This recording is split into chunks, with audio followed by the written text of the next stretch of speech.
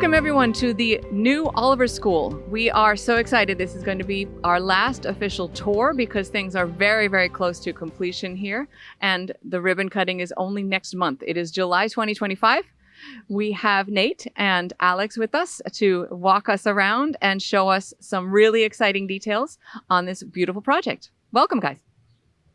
Thanks for having us. All right. So we are on the Haverhill Street side. Right. And we are now on some pavers and surrounded by trees. So there was a lot of dirt the last time we were here. So tell us what's been done. Yeah, so since the last tour, we recently placed the plaza area for the south entrance of the school towards Haverhill Street. Along with that, granite benches for kids to sit on before and after school. Some very cool engraved granite pieces, salvaged from the old school actually, that reflect both English and Spanish translations. And then a bunch of beautiful river birches as well. So you're saying that that's actually the reclaimed granite from the original school. I see in Spanish on one side, triunfamos juntos. On the other side, it says succeed together. So each of the sayings are reflecting English and Spanish. But that's neat that once again, something was reclaimed. Yeah, just about everything in this courtyard was reclaimed from the old school, which is a very cool aspect of it. And the trees, the design, Alex, can you speak to that a little bit? Yeah, I'll try to do my best for Mike and Eric, our landscape team. But this really is kind of where it all started, this idea of taking the existing courtyard, reframing the entrance by lowering the plaza instead of going to those steps that were no longer handicapped accessible. We're standing on the Lawrence flag, sort of abstractly placed into the concrete here. That'll get, there'll be a little bit of additional sandblasting to kind of make that read a little bit clearer, but it's a subtle gesture. Those were the steps that were either from the front here or from the side, as Nate had mentioned. So that was really kind of a nice way to reuse the material. The river birches reflect the fact that we have, our poet laureate next door. So, and they're going to have a statue as well that is going to go on that very large granite pier. So the river birches reflect one of the poems that When I See Birches Bend from Left to Right on a Snowy Winter's Walk. So the Robert Frost, but is the statue going to be Robert Frost as well? So there was a local artist who had done a Robert Frost bust, very large, and they wanted to donate that to the city.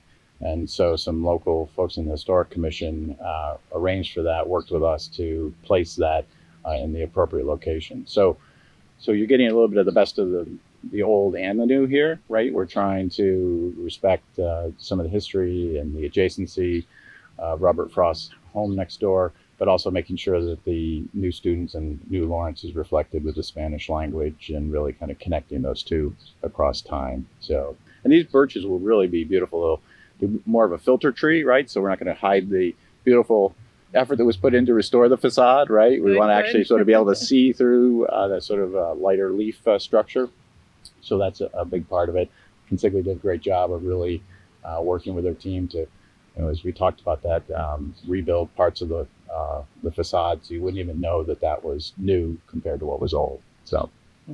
Yeah, no, it's looking fabulous. We have the bus to wait for and the final proceedings, but everybody's very excited about what's going to be happening in August and the ribbon cutting. So let's take a look inside and see what else we find. So Alex, you were mentioning that those beautiful granite benches that we see are going to be also an option for some younger kids' classrooms? Yeah, it was very intentional. If you remember the older building, there was just sort of a simple strip of asphalt that led you to the stairs. And so because we have so little site around our building for the students, we really wanted to take advantage of the fact that we were in this historic courtyard environment. The youngest children are going to be on this side of the building, those K and 1 students. And so we wanted to give them a place where they could get outside on those benches. Teachers could bring them out on a nice day. They could do a little lesson plan out there. So there's some seating zoning that you see that kind of makes that space a little bit more interesting. And then that gives the younger kids a similar kind of an outdoor environment to what the older kids have upstairs on those 3 beautiful open outdoor classrooms that are up on top of the roof. So that was the intentionality at the front here. Well, hello, Heather. We found you just inside. How are you today? I'm good. And you're standing in front of this beautiful mural. Can you tell us a little bit? Yeah, so this is one of our environmental graphics. This is a vinyl application. This is a map of the Lawrence area as well as the New England area as well. Got some cool features from the city that I'm sure the students and the teachers will recognize. Some bridges, some pizza places, as well as the O'Neill Park and North Common areas. So really cool feature that brings some of the New England areas as well as the Lawrence community into the building as well. This is beautiful. And Alex, I see around the corner there's some other wall art. So can you talk a little bit about what else we're going to see? Sure. The graphic design team did a great job of working with the students and the principals and the staff here. I know they've had a couple of sessions early in the design process. The reason why we put graphic designs into the building is that you can see in fresh new building, the buildings that they've come out of, the students have lived in for 50, 100 years in this case. And so they kind of take on a certain patina. People really are very comfortable with what those look like. This adds an immediate sort of boost of color and sort of places the building in the context of the city and for the students in their lives. And so we found that that's a good way to kind of jumpstart the students' lives in the school. And of course, they're going to fill it with their own artwork, and the teachers are going to kind of bring their own identity and life to the building. But this is kind of a good way to kind of create a foundation for the school going forward. Fantastic. Well, they're beautiful. I see different styles, so let's go take a look and find some more. In a previous show, we saw the elementary office, but we just were walking by and saw this another beautiful mural in the middle school office. Yeah, this is the middle school office on the Oak Street side. There's another graphic behind us as well, a vinyl on the wall similar to that Lawrence map we were looking at earlier. But this one has an additional element on top. It has some acrylic at different thicknesses to create the Lawrence flag. So the theme throughout the building is the Lawrence flag and a lot of the finished features. And this graphic has those multi-dimensional elements to give it some texture as well. So the Lawrence flag, and then I believe some Taino art representing the cultures of the Caribbean heritage of some of our students. Yeah. Beautiful. And that's quite the fancy desk over there. I think I might just stay in this nice new chair, be the first person sitting here, and wait for the middle school office to come on in. Yeah, brand new desk, the millwork installed with the countertop, different levels to the desk. As well. And then in the office, you have the transaction windows as well to speak through to any parents or anybody dropping off or picking up students. So the staff don't have to meet them outside. They can meet them just through the vestibule and through that protected glass. Okay, so Heather, are you going to fill in for Steve and give us our fun fact of the episode? I will. So how many Lawrence flags can you find throughout the building? There's actually 10 Lawrence flag instances throughout the building, similar to this with the three rivers coming together. So we have this one in the graphics. We have some the Lawrence flag in the stairs, on the flooring in the cafeteria. We'll have 2 different locations of fabric wrapped and acoustic panels in the elementary main office, as well as the lower level gym.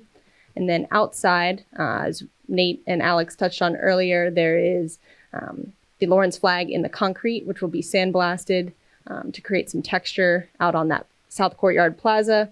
And then there's also some in the masonry above the South Courtyard as well. So quite a few locations throughout the building, a good theme to represent the city. It is. That's great. So we'll hope people that they'll have to come and try to see if they can find all 10. Yeah, it's a good challenge. So we stepped back outside because we have been in this location, but this is looking much more finished. So we're on Cardella Way. Is that correct? Correct, yeah, Cardella Way, the public way for the city to get from Haverhill Street to Oak Street. So it wasn't paved, so now we have some pavers, we have some beautiful trees. These are what kind of trees? These are sweet gum trees, different than the river birches that are in the South Courtyard. The pavers add a nice touch to the school. The color blends in with the granite well. It matches the decorative metal fence on the curb to separate us from the neighboring property too.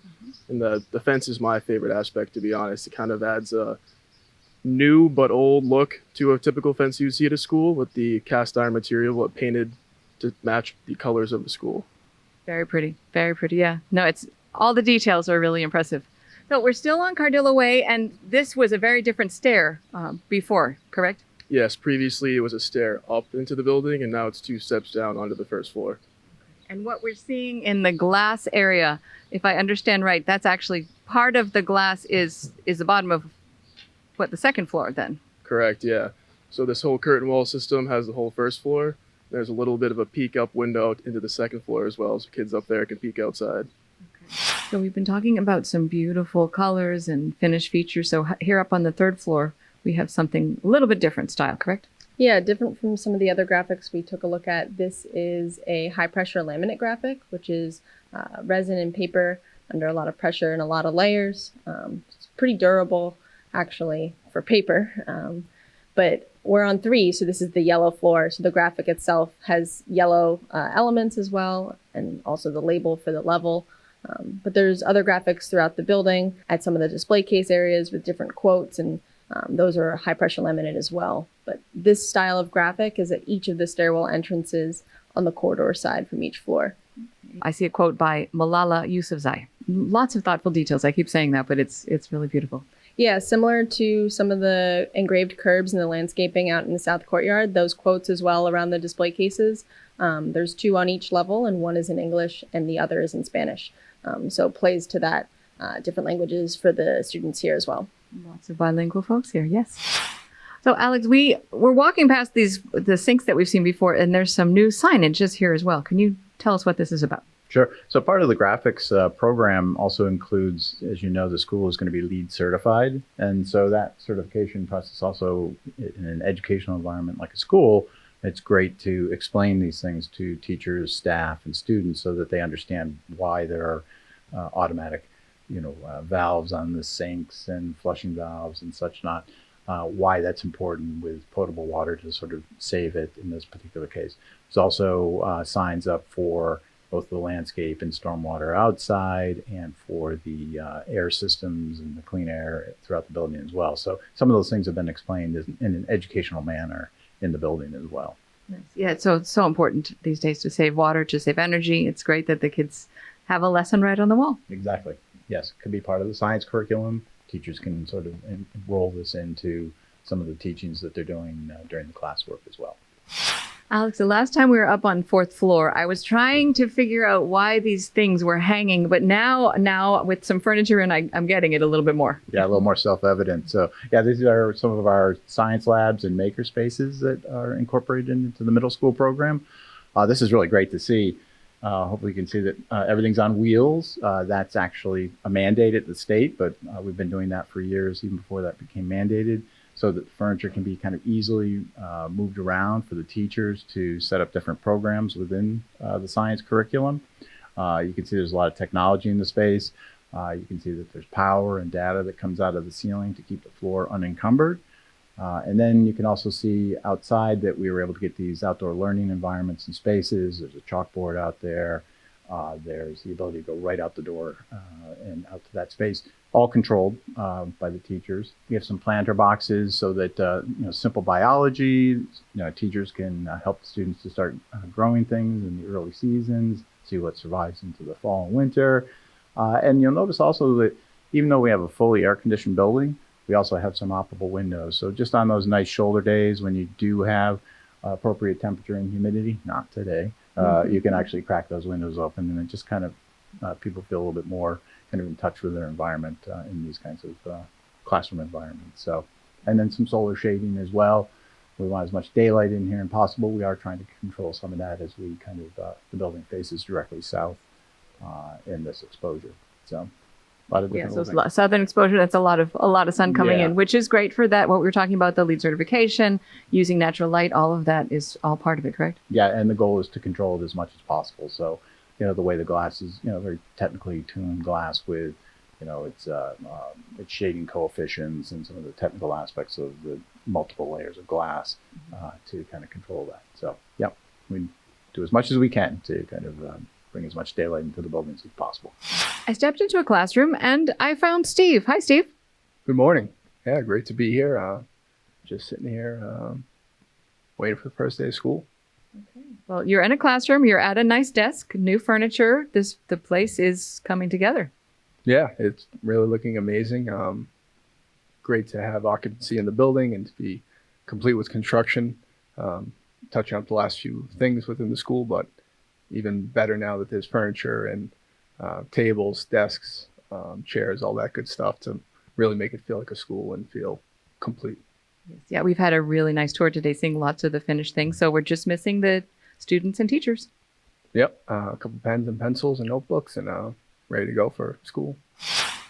Steve, I am so excited. We've been wanting to ride your elevator, and today you let us in. Thank you. Yes, yeah, no problem. It's been a lot of stairs the last 2.5 years, but elevator is all inspected and ready to use. So it's good to take a break from the stairs for a little bit. We appreciate it with all our equipment, but beautiful. Look at us down on the lower level. Let's go explore. Every time we come into the Ox Gym, it looks different and more color, more things on the walls. But a couple of weeks ago, we were here and we were looking at the footage of putting up the mural. Can you tell us a little bit about that?